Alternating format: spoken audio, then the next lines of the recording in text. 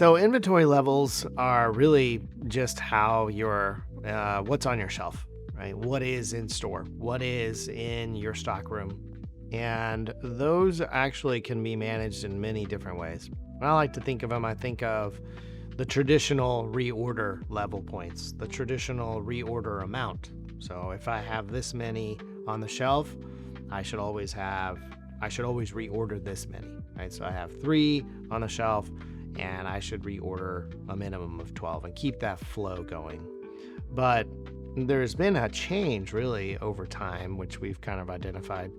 In Cheers, we really don't necessarily just completely rely on the reorder levels and the ordering of that process the traditional way. We've actually moved away from that and kind of created what's more of the suggested purchasing and the suggested movement of an item. And an item really is depending on the hype of that item, because there's so many products that are coming in the industry every single day.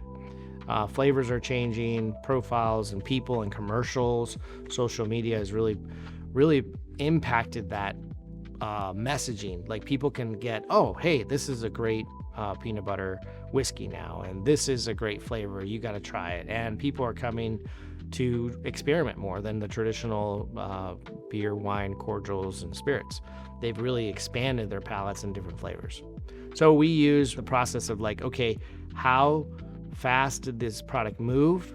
How important is it for us to restock?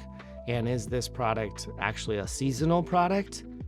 Because you'll have products that are just like one and done. They were there, they were through the festival time, they were on the football time, they were in soccer, and all of a sudden they're gone. So kind of like Zima, right? I think that was one of them that comes to mind. But I would say that reordering and the inventory levels are not only just based on what you have on the inventory, but you'd want to consider things like how many should I have and how is that product moving through the store, so that you can maintain that inventory level. If you're not maintaining a specific margin, if you're not maintaining a close eye on the cost of an item, or throughout your entire store as to what the total cost of each individual item is, and if you are actually getting the right margin.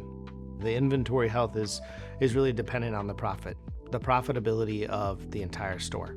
If your bank account is really not making those numbers, isn't able to cover your expenses, then you start noticing that your profit margins aren't really keeping up with what your expenses are.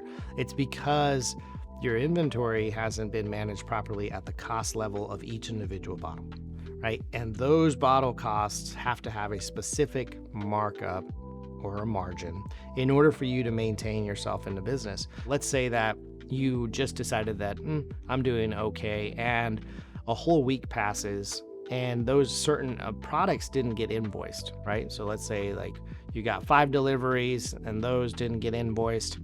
And then all of a sudden the costs weren't adjusted along with the retail price for the products that have left the door. So your replacement costs have now shrunk. So the profit margins have shrunk. And so then the next 2 weeks from then, when all the bills come through, you're like, wait a minute, what happened? Where was that? So you really can take a good look at your inventory costs and your profitability, and that's a great way to tell.